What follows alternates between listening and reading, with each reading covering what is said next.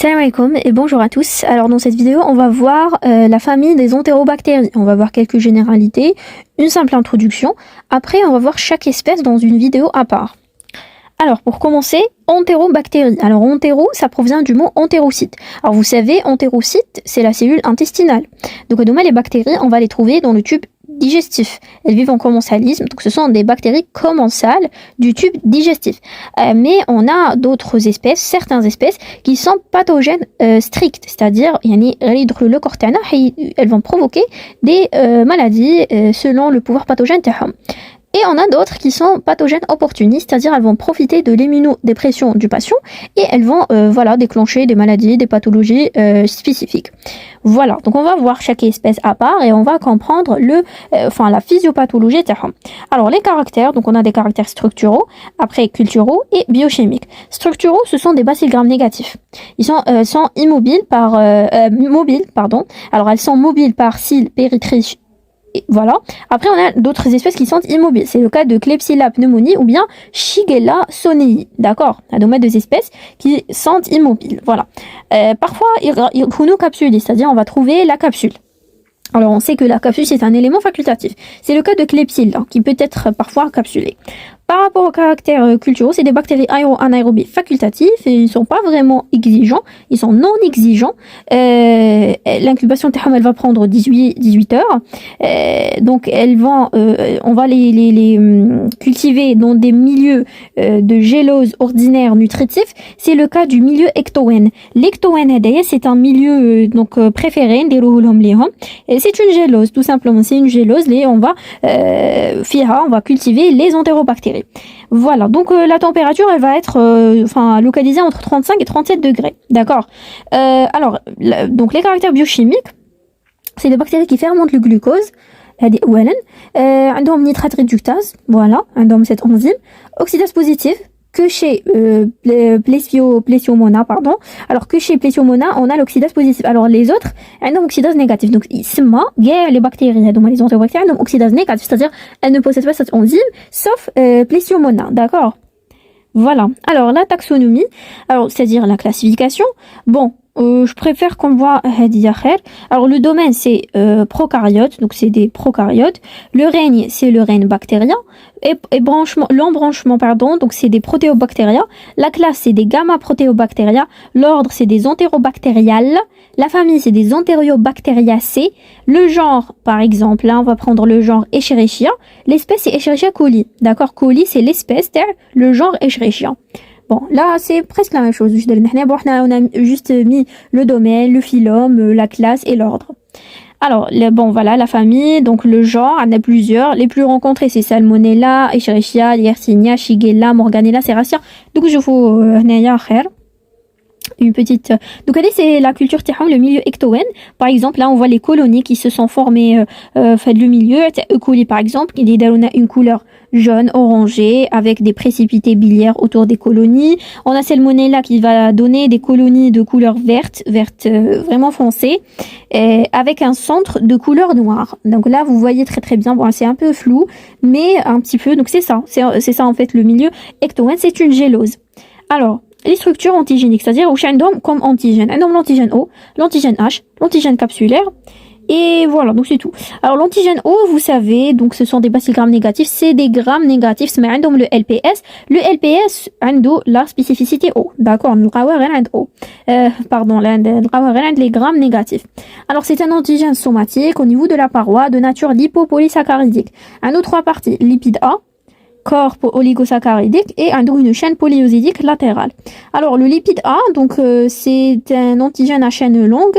Propriété, c'est un antigène, c'est des acides gras à chaîne longue, des propriétés toxiques, donc il est responsable de la toxicité de cette bactérie, et également pyrogène et de l'endotoxine parce qu'elle va sécréter. Donc alors vous savez, c'est des grammes négatifs, une endotoxine. toxine, alors que les grammes positifs ont une exotoxine, d'accord, c'est la différence. Donc on a la propriété toxique et pyrogène, l'endotoxine, les bactéries entérobactériques qui sont des grammes négatifs. Le corps oligosaccharidique, c'est un enchaînement, enfin c'est un ensemble de sucres qui va assurer l'ancrage au lipide A. Voilà. Après, ce qui reste, c'est la chaîne polyosidique latérale. Elle est responsable de la spécificité O. Et à travers cette chaîne polyosidique latérale, on a la différenciation des différents sérotypes. Parce que chaque espèce, chaque genre, on a plusieurs sérotypes. D'accord? Sérovar ou là. Alors, les caractéristiques de l'antigène O hadaya, il est thermostable, thermostable, c'est-à-dire il va résister un petit peu à la température, même si nous avons des variations. Il est alcoolostable également, la présence de l'alcool, ça lui dérange pas, tout simplement. Sensible aux formol. Bon, là, il est sensible aux formol. Il va provoquer la formation d'anticorps, bien évidemment. Donc, c'est des antigènes. Bien sûr, il va déclencher une réaction immunitaire, on va dire. Il y aurait la formation d'anticorps spécifiques qui sont agglutinants et non pas neutralisants. Il y a une différence. Agglutinants et non pas neutralisants, c'est pas la même chose. C'est-à-dire agglutinants, ils vont seulement faire une agglutination sur le hydrasbolé. Après, ils vont pas neutraliser ils vont pas neutraliser l'antigène, d'accord. Donc ça permet de classer encore une fois en sérotype et en sérovar. C'est la différenciation entre les différents sérotypes ou la sérovar dans l'antanique. T'as les bactéries d'une même espèce. Il y a une même espèce, un genre, il y a plusieurs espèces. Chaque espèce a des sérotypes ou la sérovar. Voilà, le genre a deux espèces a plusieurs sérotypes ou là dans l'antanique sérovar. D'accord. Alors, le deuxième type d'antigène est l'antigène H. Alors, l'antigène H, qui dit H directement, on va penser à la mobilité de la bactérie. C'est une bactérie mobile. On a la plupart, ils sont mobiles, sauf deux, les Tkodnahum, c'était Shigella, je crois, et les Klebsiella. C'est ça, oui. Klebsiella et Shigella, ils n'étaient pas mobiles. Donc, Renrolo mobile, c'est-à-dire un appareil locomoteur. Donc ça dépend comment elles vont se déplacer, comment elles vont être mobiles. Après, par rapport à l'antigène, dayman mobile, maintenant antigène H. Il y a la mobilité. C'est un antigène, donc un nombre des flagelles, c'est-à-dire elles vont se déplacer à travers des flagelles. Donc ces flagelles, ils sont de nature protéique. Donc c'est la flagelline, un nombre, une protéine flagelline qui est thermolabile, d'accord. Ou cette formule des anticorps agglutinants encore une fois. Donc elle les deux, les formations des anticorps agglutinants. Et enfin, on a l'antigène de la capsule. Bon, on a certains endomères de les former dans la capsule. Bon, je crois Klebsiella. Bon, je vois malish. Alors, où est-ce qu'elle est? Parfois capsulée, c'est Klebsiella, voilà. Donc, Klebsiella, tu as un antigène capsulaire. L'antigène, il va entourer l'antigène O. Et le rend inaglutinable. يعني ما يلحقوش les anticorps, mais fixé au chalet, mais faire un complexe humain peut constituer une capsule chez Klebsiella. Donc il va encapsuler la bactérie, il va la protéger encore une fois, ou bien une simple enveloppe, salmonella typhi ou la E. coli tannique. Donc voilà, c'est une capsule ou là une enveloppe, une simple enveloppe. Voilà, il est de nature polysaccharidique ou bien protéique. C'est protéique et polysaccharidique, ça dépend la bactérie. Alors le pouvoir pathogène, donc on a des espèces pathogènes strictes ou on a des espèces opportunistes. Les espèces pathogènes strictes, donc voilà, normal. Directement, une fois qu'ils dans le corps, ils vont développer des maladies. Des facteurs de virulence qui sont surtout donc l'adhésion, l'invasion, toxinogènes, vont sécréter des toxines. Elles vont provoquer des syndromes digestifs parce que c'est des entérobactéries, elles vont atteindre le tube digestif. Elles naissent surtout. Alors, Shigella, dysenterie, Salmonella typhi et paratyphi, elles naissent E-tech, E. coli. Alors, E-tech, on a les entérotoxinogènes. Voilà. Donc, le cours spécial donc la vidéo prochaine qui va venir par la suite. Donc, les espèces opportunistes, donc un rôle pathogène, c'est immunodépression, bien sûr, où il y a un déséquilibre de la flore commensale, surtout lors de l'utilisation des antibiotiques à large spectre. Donc là, vous savez, on parle souvent de l'automédication, et ben c'est parmi les complications, parmi les effets très graves de l'automédication. On dit les antibiotiques à large spectre, elles vont attaquer les bactéries pathogènes, mais également les bactéries commensales, et donc elles vont dégrader, et on sait que la flore commensale, elle est très intéressante, elle est très importante pour les différents métabolismes de notre corps, surtout le tube digestif. Bien sûr, surtout le côlon, elle a presque 100 000 milliards de bactéries au niveau du côlon qui sont très très importantes, notamment la synthèse des vitamines, la digestion de certains aliments qui ne sont pas digérés par notre corps, comme les fibres, etc.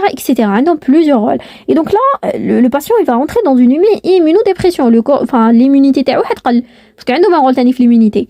Et donc là, ça donne la capacité à certaines bactéries qui sont pathogènes, qui sont enfin opportunistes, et ben de profiter et de devenir, elles vont activer leur pouvoir pathogène, d'accord. Alors bon, parmi les infections qu'elles vont provoquer, ce sont des infections surtout urinaires, respiratoires ou bien méningées, d'accord. Alors enfin, la résistance aux antibiotiques. Donc, toutes les bactéries, les entérobactéries, ont une résistance naturelle à la pénicilline G, l'oxacilline et les macrolides, l'acide fusidique, les lyncosamides, les streptogramines et les glycopeptides. Donc, vous voyez, plusieurs familles. Les malheureusement, mais je ne fait le cas parce qu'il y a une résistance. Bah, ça sert à rien de les donner. Après, on a également Proteus ou Serratia qui sont résistants à la cholestine, technique. Et les mécanismes de résistance, les entérobactéries, c'est principalement la synthèse de la bêta-lactamase à spectre élargi. Alors là, c'est une bêta-lactamase à spectre élargi, c'est une enzyme. Bien sûr, bêta-lactamase, c'est-à-dire elle va désactiver, on va dire, ou là elle va lyser, détruire complètement les bêta-lactamines. Surtout les bêta-lactamines, c'est la famille la plus prescrite, donc un large spectre, les effets secondaires,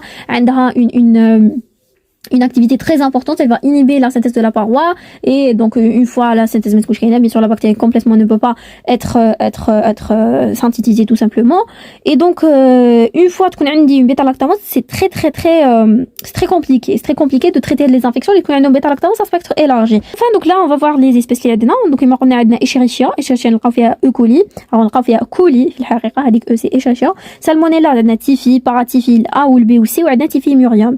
Shigella نلقاو Sony dysenterie, Proteus نلقاو mirabilis et vulgaris, Morganella نلقاو morgani, Klebsiella نلقاو pneumonie et oxytoca, Enterobacter نلقاو cloacae et aérugène, et Serratia نلقاو marcescens pardon, Yersinia عندنا enterocolitica et عندنا pestis, Yersinia pestis, Citrobacter تكون عندي فرندي. دوك حنا نقراو quelques-unes, نلقاو Escherichia, نلقاو Salmonella, نلقاو تاني Shigella, نلقاو normalement Klebsiella, Serratia et Yersinia. Bon, on va les voir, chaque bactérie à part.